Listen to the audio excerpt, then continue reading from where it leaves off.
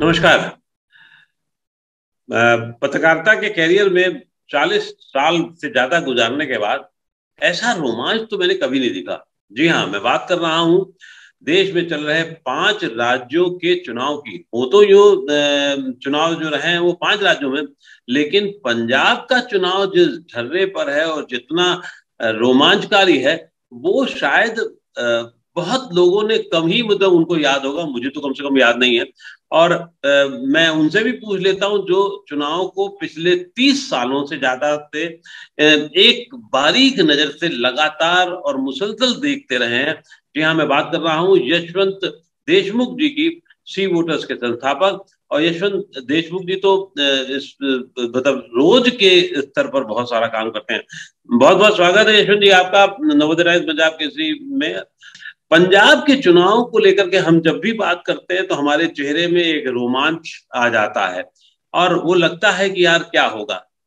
अब पिछले 2 दिनों में भी ऐसा हुआ है कि जो बहुत ही रोमांचकारी रहा है और बहुत ही कई बार तो स्तब्ध करने वाला रहा है। आपको कैसा लग रहा है, क्या स्थितियां लग रही हैं?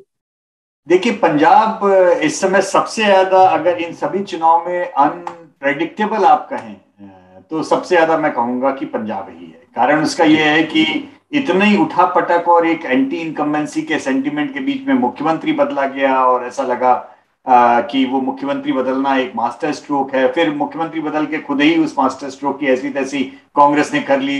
सिद्धू साहब जिस तरह से पीछे पड़े रहे, और और इसके बीच में आम आदमी पार्टी पिछली बार धूमकेतु की तरह उभरने का था, लेकिन लास्ट मोमेंट पे हिंदू वोट सारे ट्रांसफर करा दिए गए कांग्रेस को, कांग्रेस जीत गई।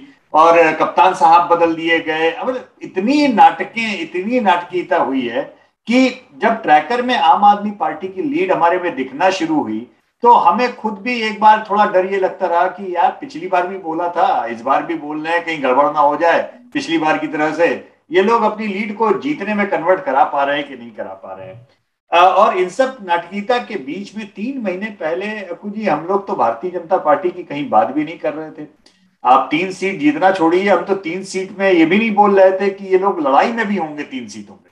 लेकिन पिछले 6 हफ्ते में जिस तरीके से बीजेपी और कप्तान साहब का, कैप्टन अमरिंदर सिंह का ग्राफ एकदम से वोटों के मामलों में पोलराइजेशन में बढ़ा है, मतलब जिस तरह से हिंदू वोट कंसोलिडेटेड उनके लिए पोलराइज हुए हैं कई सारे पॉकेट्स में, पठानकोट में, गुरदासपुर में, अमृतसर में, जलंधर बहुत सरप्राइजिंगली। जलंधर अपने आप में नया क्षेत्र है इस मामले में। हाँ बिल्कुल। और पटियाला उनका होम टाउन है ये, कप्तान साहब का। अब ये, होशियारपुर। जी, अब ये चीजें ऐसी हैं जिसमें वो 1 सीट जीतेंगे कि 10 जीतेंगे ये हम में से किसी को नहीं पता। ये इसको सीटों में नहीं कन्वर्ट कर सकते, लेकिन इतना जरूर है कि मुझे लगता है कि 7-8% तक जो वोट है उनके खाते में वो खींच सकते हैं।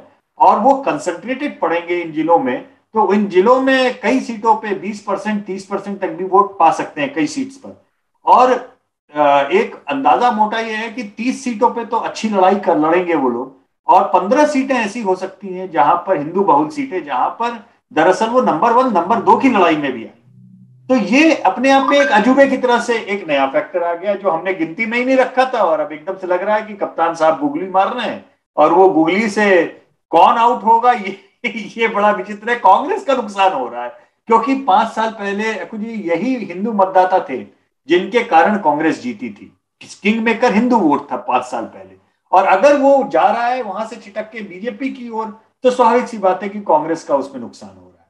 और आप पिछले 6 हफ्तों में जट सिख मतदाताओं के कारण अकाली दल भी अपस्विंग में आ गया बहुत सारी सीटों पे। तो ये एक नए तरीके का समीकरण बनता हुआ दिख रहा है जो पंजाब को बहुत प्रभावित करेगा। आपने हिंदू मतदाता की बात की। मुझे याद है 2017 में जब चुनाव था और उसके 2 दिन पहले एक ऐसी घटना हुई जिससे पूरा खेल बिगड़ गया। और ये बताया गया था कि उस खेल में मोगा में रुकने के कारण आम आदमी पार्टी का पूरा वोट बैंक जो है छितर गया। ये अचानक इस बार तो घटनाएं ऐसी हो रही हैं, उस बार तो कुछ हुआ नहीं था, इस बार तो घटनाएं ऐसी हो रही हैं कि जिसमें कुछ कहा नहीं जा सकता। और हम लोग सब, मैं कम से कम स्तब्ध हूं कि एक आदमी खुद, अब जब उस पे इतना खालिस्तान समर्थक होने का आरोप लगाया गया, और वो फिर अरविंद केजरीवाल, नाम लेने में भी कोई हर्जा नहीं क्योंकि खुद कह रहे हैं वो कि मैं सॉफ्ट टेररिस्ट हूं, भगत सिंह के परिवार से अपने आप को बता रहे हैं, तो मतलब उनकी तरीके का। तो ये रणनीति क्या पहले मतलब पार्टियों ने जो अरविंद केजरीवाल के खिलाफ थे, उन्होंने उनको आतंक परस्त या आतंकीवाद परस्त लोगों के साथ जोड़ने की कोशिश की, और फिर उन्होंने जो है अपने आप को एक बहुत अजीबोगरीब तरीके से पेश किया कि नहीं, मैं तो सॉफ्ट टेररिस्ट हूं, जो वर्ड का सॉफ्ट टेररिस्ट, उन्होंने शब्द जो इस्तेमाल किया। क्या ये किस तरीके की रणनीति है और इसमें कहां तक जाया जा सकता है? तुम्हें कितना बैकफायर हो सकता है और कितना इनको ऊपर उछाल मिल सकता है? देखिए, कुमार विश्वास जी ने जो बातें बोली उसका असर नहीं होगा ये कहना तो गलत होगा, क्योंकि स्वाभाविक सी बात है, कल से जिस तरीके से 2 दिन से चर्चा में वो उनका स्टेटमेंट आ रहा है, और कांग्रेस और बीजेपी इन दोनों के सोशल मीडिया के ऊपर और नेताओं के द्वारा एक साथ, मतलब ऐसा लग रहा है कि समझ ही में नहीं आ रहा है कि कहाँ कांग्रेस के नेता का इमोशनल स्टेटमेंट खत्म हो रहा है, कहाँ बीजेपी के नेता का शुरू हो रहा है, आम आदमी पार्टी के खिलाफ या अरविंद केजरीवाल के खिलाफ। सुर ताल सब एक जैसे, एक ही डायरेक्शन में है। चन्नी साहब ने होम मिनिस्टर को चिट्ठी लिख दी, होम मिनिस्टर साहब ने उसका जवाब दे दिया कि हम जांच कराएंगे। तो ऐसा लगता है जैसे आम आदमी पार्टी के अपस्विंग से सारी पार्टियां जो हैं वो एक तरह से थोड़ी भड़बड़ा सी गई हैं, और कोई नहीं चाहता वहां पे कि इन पार्टियों में से कि आम आदमी पार्टी सत्ता में आए। इसीलिए मैंने आपसे एक बार जिक्र किया था कि आम आदमी पार्टी अगर क्लियर मेजोरिटी नहीं पाती है तो आम आदमी पार्टी के लिए लगभग इम्पॉसिबल हो जाएगा कि वो सरकार बनाए। 5 सीट भी कम पड़ गई तो बाकी लोग मिलकर के उनको सरकार नहीं बनाने देंगे। ये चीज इमोशन बड़ा है। इसीलिए मैंने यहां तक कहा था कि जरूरत पड़ेगी तो अकाली दल और कांग्रेस भी मिल जाएंगे सरकार बनाने के लिए, लेकिन आम आदमी पार्टी को सरकार में नहीं आने देंगे। तो ये एक बड़ी अजीब सी स्थिति है पंजाब की, और इसमें यह समझना चाहिए कि 5 दूध का जला जैसे छाछ का फूंक फूंक के पीता वाले में हमने भी पिया, वो आम आदमी पार्टी भी पिएगी, क्योंकि मुझे लगता है कि 5 साल पहले केवल यही एक खालिस्तानी इमोशन या सेंटिमेंट वाला ही विवाद था जिसके ऊपर हिंदू वोट जो है डर के वो कांग्रेस के खाते में सारा चला गया था, और वो 80 के दशक के पोलराइजेशन में या उस तरह की मैं नहीं जाना चाहता। लेकिन साथ में मैं ये भी बताना चाहूंगा कुछ कि हिंदू वोटों का पोलराइजेशन जो था ये बड़ा साइलेंट पोलराइजेशन था, जिसको हम भी 6 महीने से रीड नहीं कर पाए, क्योंकि जो किसान आंदोलन का इमोशन इतना ओवर ड्राइव पे था, इतना चढ़ के बोल रहा था कि हम सभी लोगों का फोकस उस 60-70% पॉपुलेशन पे था जो किसान आंदोलन के साथ थी, किसान कानून के विरोध में थी। हमने से किसी ने भी ये ध्यान नहीं दिया कि पंजाब में 30-35% का एक साइलेंट तबका भी है जो चुप है, वो बोल नहीं रहा है, वो डरा हुआ है, क्योंकि किसान आंदोलन में उसको कहीं ना कहीं कुछ उस तरीके के तेवर भी दिखते थे जो 80 के दशक की उनको याद दिलाते थे, और उससे वो घबराया भी था। एक साइलेंट वोटर था वो, और वो उसमें कोई कहने में शक नहीं, शुबा नहीं कि वो हिंदू मतदाता था, वहां का साइलेंट सा था। और ये किसान आंदोलन ने दरअसल उस डर को और टाइट ही किया है, कम नहीं किया। अब यहां देखना यह है कि उस डर में, उस टाइटनिंग में, और उनका जो रिवर्स गियर बीजेपी के लिए लगा है, जो उनकी ट्रेडिशनल पार्टी रही है, कप्तान साहब के आने के साथ में वो रिवर्स गियर जो लगा है, उस रिवर्स गियर में लगने में क्या कोई टैक्टिकल वोटिंग की भी गुंजाइश है या केवल रिवर्स गियर है? अगर तो ये reverse gear lock stock and barrel है बीजेपी के लिए, तब तो वो केवल कांग्रेस को नुकसान करेगा और इनडायरेक्टली आम आदमी पार्टी को फायदा कर देगा। लेकिन अगर ये टैक्टिकल रिवर्स है कि जहां पे बीजेपी आगे है वहां बीजेपी को जाए, जहां कांग्रेस आगे है वहां कांग्रेस को जाए, ये अंतिम 2 दिनों की जो रणनीति होती है जो पिछले 5 साल पहले कामयाब हुई थी, तो ये आम आदमी पार्टी को भी नुकसान करेगा। लेकिन जिस तरीके का कुछ इमोशन फॉर चेंज, जैसे बदलाव की इच्छा जो हमको दिख रही है, ये बड़ी रेयर और बड़ी विचित्र है पंजाब में। विचित्र और रेयर मैं इसलिए कह रहा हूं, सामान्यतः हम सत्ता विरोधी बदलाव की लहर देखते हैं, यानी जो सत्ता में है उसको हटाया जाए। पंजाब में ये मैं पहली बार ऐसा एग्जाम्पल देख रहा हूं जहां सत्ता विरोधी भी है और विपक्ष विरोधी। मतलब लोग पंजाब की जो टॉप की पार्टियां हैं उन दोनों को ही खारिज करना चाहते हैं ऐसे किस्म के बदलाव में, जिसका स्वाभाविक सी बात है सबसे बड़ा फायदा आम आदमी पार्टी को मिल रहा है। तो अब ये लास्ट मिनट के इसमें दचके में क्या वो मामला फिर से डीरेल हो जाएगा, ये तो परिणाम ही बताएंगे। लेकिन मूड फॉर चेंज तो पंजाब में बहुत एविडेंट है, इसमें कोई शक नहीं। ये तो चुनाव जो है वो लड़े जाते हैं अपनी पार्टी के जीत के लिए, सब लोग उसमें लड़ रहे थे। आम आदमी पार्टी भी अपनी जीत के लिए लड़ रही थी, अकाली दल थोड़ा शांत थी शुरू के दौर में और वो लड़ रही थी, और कांग्रेस में चन्नी के आने के बाद कांग्रेस बहुत जीत के लिए उत्साहित भी थी। लेकिन धीरे धीरे जैसे चुनाव बढ़ता चला है और अंतिम चरण में जब आ गया है, जब रविवार को वोटिंग होनी है, तो ऐसे लग रहा है कि चुनाव जो है आप वर्सेस अदर्स पे हो गया है। क्या आप इस बात से सहमत नजर आते हैं कि ये चुनाव पूरी की पूरी तरीके से आप वर्सेस अदर में हो गया है? बिल्कुल आप सच कह रहे हैं, ये चुनाव दरअसल आम आदमी पार्टी वर्सेस रेस्ट का चुनाव है, पहली बात तो ये। और सारे लोगों के चुनाव के नजरिए अलग अलग हैं। कांग्रेस आम आदमी पार्टी से चुनाव नहीं लड़ रही है, कांग्रेस की लड़ाई सिद्धू साहब से, कांग्रेस से मतलब चन्नी साहब की। मतलब एक ऐसी पार्टी का क्या हाशिया होगा आप बताइए, जो जो जिसका लड़ाई या जिसका चुनाव अपने ही दो फैक्शंस के बीच में चल रहा हो।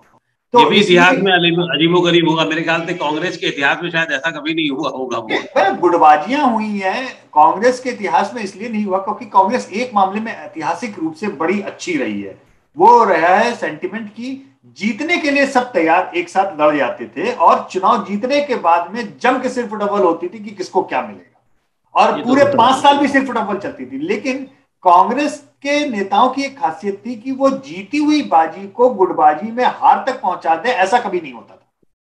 ये नया है जो जो नया सीखा है या जो है जो भी है, ये नया नई चीज, नया आइटम आया है कांग्रेस के अंदर कि अपनी जीती हुई बाजी को, जिसे कहते हैं ना, to snatch the defeat from the jaws of victory, ये एक उल्टा मुहावरा हो जाएगा कि जीत के मुंह से अपनी हार को छीन करके बाहर ले आना, ये कांग्रेस ही चमत्कार कर सकती है।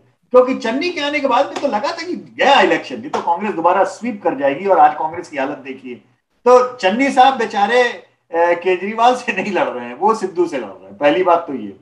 बीजेपी के पास में खोने के लिए कुछ नहीं है, गेन ही करने के लिए है। ये बड़ा ऐतिहासिक इसलिए क्योंकि सन 96-90 के दशक के बाद पहली बार बीजेपी एक तरह से बड़ी तादाद में चुनाव लड़ रही है और एल्डर ब्रदर की भूमिका में चुनाव लड़ रही है।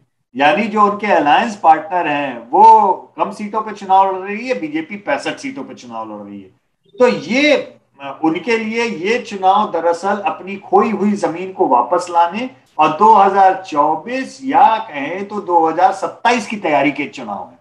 तो इसलिए ये सोचना कि वो कांग्रेस के लिए कुछ मरम्मत दिखाएंगे या ये सोचना कि अपने वोटर्स को 5 साल पहले फिर कांग्रेस के लिए पढ़वा पाएंगे, थोड़ा सा मुझे अभी कठिन लग रहा है। हालांकि चुनाव और राजनीति में सब कुछ संभव है, लेकिन मुझे लगता है कि बीजेपी ये चुनाव अगले 5 साल की तैयारी, अगले 3 साल की तैयारी के हिसाब से लड़ रही है।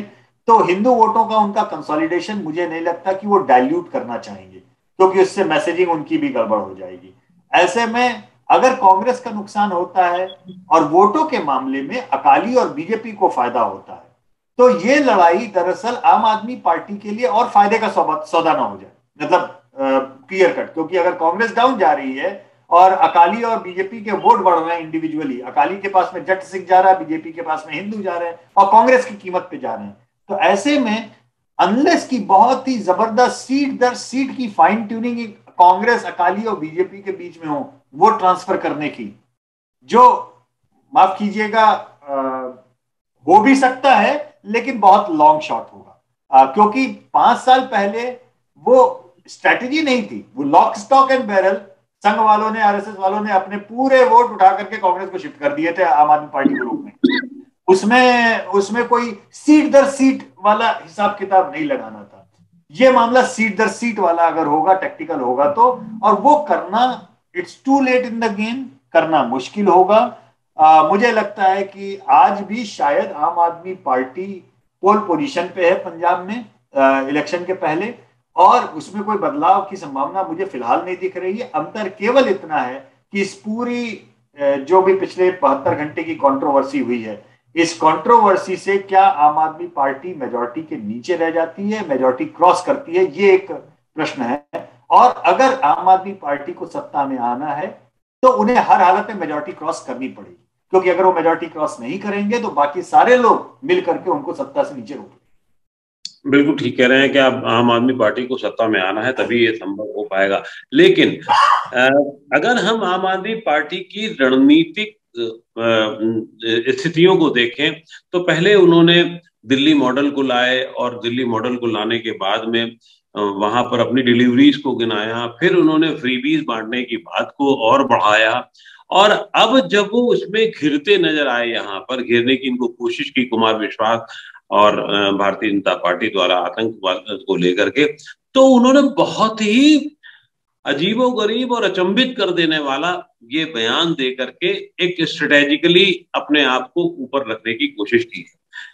आपको क्या लगता है कि इस तरीके की स्ट्रेटेजी पहले भी हम लोग कभी, मैं इस बात पे इसलिए जोर दे रहा हूं क्योंकि आपने भी इतना लंबा कैरियर, आपने तो पूरा दिन रात यही जिया है। हम लोग तो चुनाव के वक्त और बाकी उसमें जीते हैं, आप तो दिन रात वही जीते हैं। आपको क्या लगता है कि क्या ऐसी स्ट्रेटेजी हाल के अगर विधानसभा चुनावों में देखें, चाहे ममता बनर्जी का हो या उसके पहले केसीआर का हो या पहले वाईएसआर के बाद का हो, वाईएसआर के बाद के लड़के का हो, उनके बेटे का हो, ये सब स्ट्रेटेजी देश में कहीं पहले भी ऐसी देखने को मिली है आपको क्या? नहीं, मैं ये बात कहना चाहूंगा कि इतनी माइक्रो लेवल की स्ट्रेटेजिक वोटिंग देश में हमने स्ट्रेटेजिक वोटिंग कई तरीके की देखी, खासतौर पे जैसे माइक्रो लेवल की स्ट्रेटेजिक वोटिंग मैंने अक्सर मुस्लिम मतदाताओं की देखी, जहां पर उत्तर प्रदेश में जैसे मानिए जहां बीएसपी का कैंडिडेट बीजेपी को हरा सकता था वहां बीएसपी को दिया, जहां सपा का हरा सकता था वहां दिया, जहां कांग्रेस हरा सकता था, तो वो तो मैंने देखा।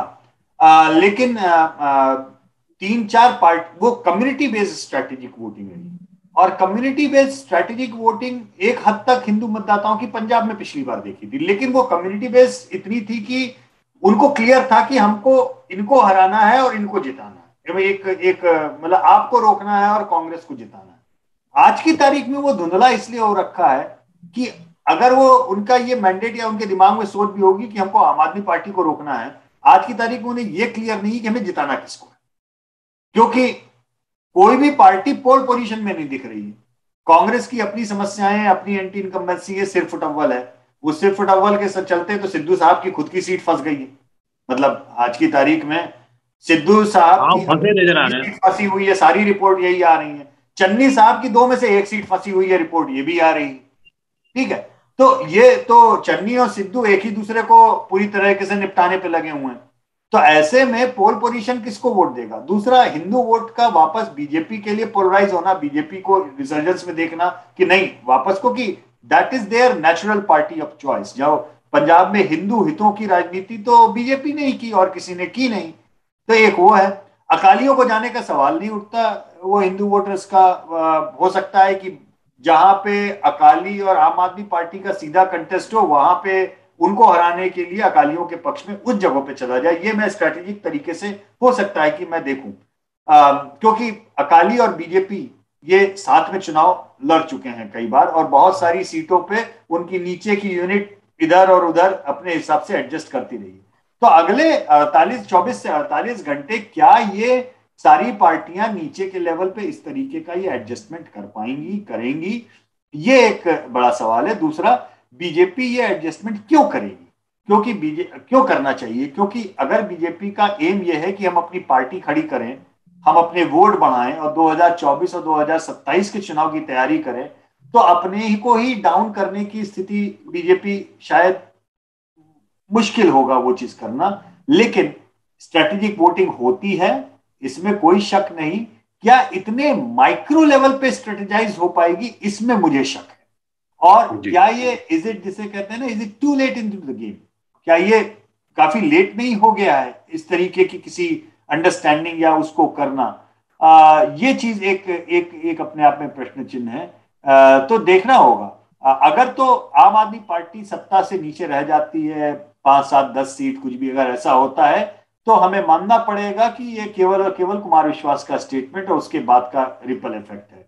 और अगर वो सत्ता में पूरी तरह आ जाती है तो हमें मानना पड़ेगा कि फिर ये केवल मूड फॉर चेंज कंप्लीट है, और जिसके लिए लोगों ने झाड़ू को वोट दिया है, और उसमें और कोई सेंटिमेंट इमोशन को उन्होंने हावी नहीं होने। कुमार विश्वास का जो बयान आया कि साहब अगर अरविंद केजरीवाल ये कहते हैं कि नहीं है उनका होता है तो साफ साफ बात करें, खालिस्तान उनके एजेंडे में नहीं है।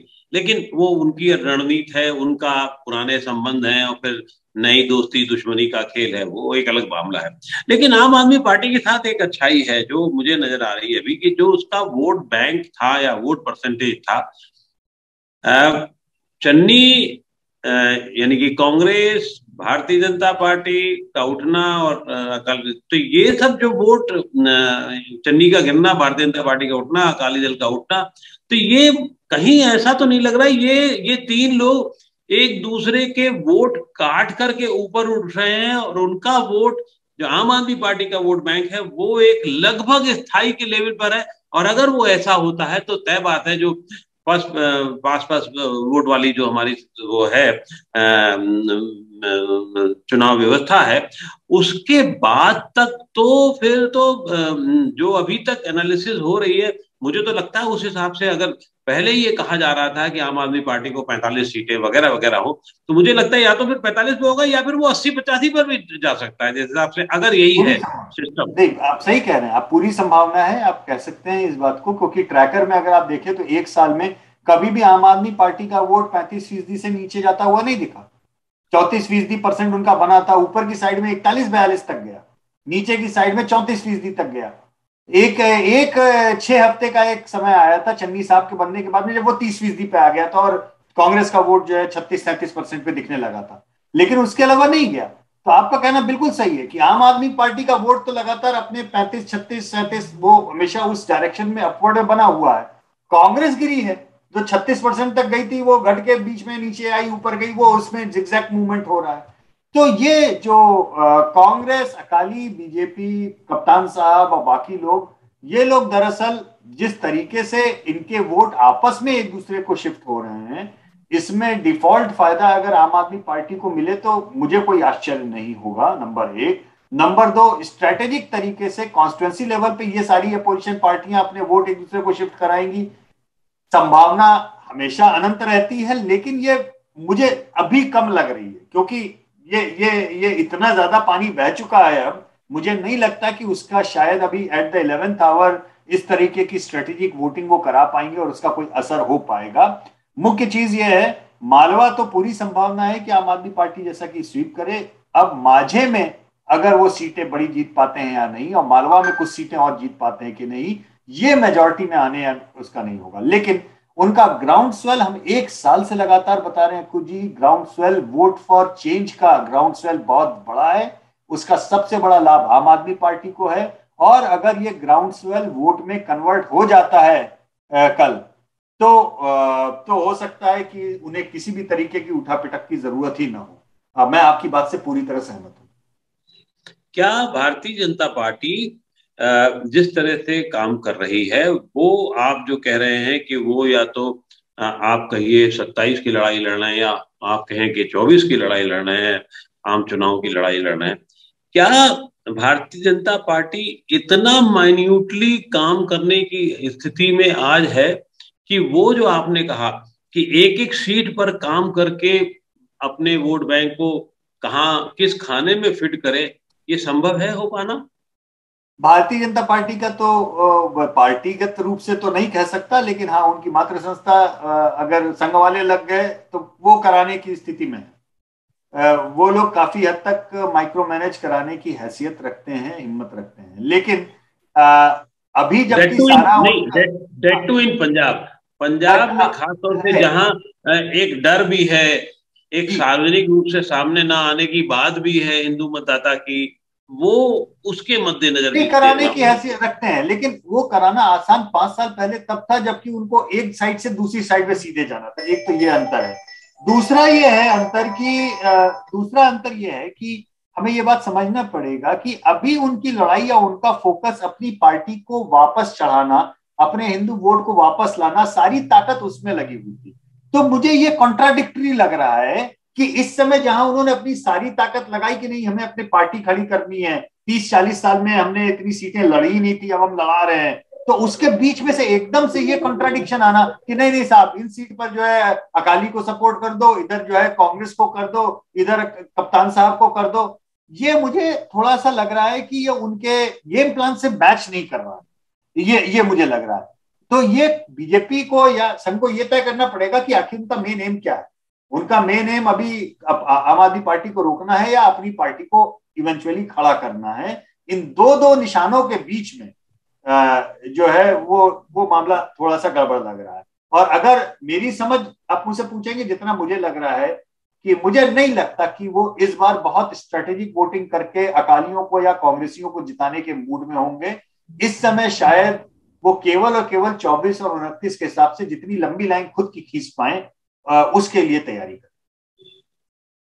जी, एक अंतिम सवाल है कि क्या ये चुनाव जो है वो पोस्ट पोल चुनाव पे इसमें ज्यादा निगाह रखनी होगी कि क्या गणित बैठती है? तो ऑब्वियस है तभी होगी जब आम आदमी पार्टी कम होगी, और नहीं तो एक नेचुरल तरीके से, नेचुरली जिस तरीके से, स्वाभाविक तरीके से आगे बढ़ रही है, तो जैसा कि हमने और आपने दोनों ने इस बात को समझा है वो आगे हो जाएगी, तो फिर कोई दिक्कत ही नहीं। लेकिन इस बात की क्या संभावना या इस बात की तैयारी अभी से कुछ लोग अपना कर रहे होंगे? देखिए, तैयारी तो हर कोई अपने अपने हिसाब से कर रहा होगा इस बात की, लेकिन मेरा मानना है कि वो शायद जनादेश की दिशा में का सम्मान करने की दिशा में नहीं होगा। देखिए, 5 साल पहले हम जब बात कर रहे थे उस समय हम एक चीज भूल जा रहे हैं कि अकाली दल नंबर 1 पार्टी से नंबर 3 पार्टी हो गई थी 5 साल पहले। हम बात कर रहे थे कि आम आदमी पार्टी जीत जाएगी, नहीं जीती, लेकिन पंजाब की मुख्य विपक्षी पार्टी तो 5 साल पहले वो बनी गई थी, लीडर ऑफ अपोजिशन उनका था।